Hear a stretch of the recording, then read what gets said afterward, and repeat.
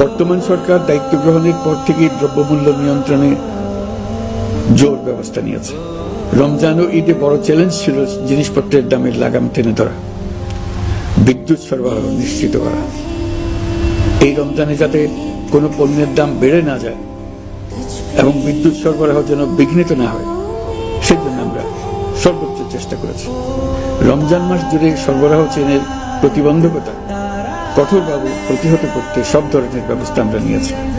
দেশের সকল জায়গা থেকে খবর এসছে যে এই রমজানের দ্রব্যমূল্য আগের তুলনায় কমেছে, জনগণ স্বস্তি পেয়েছে।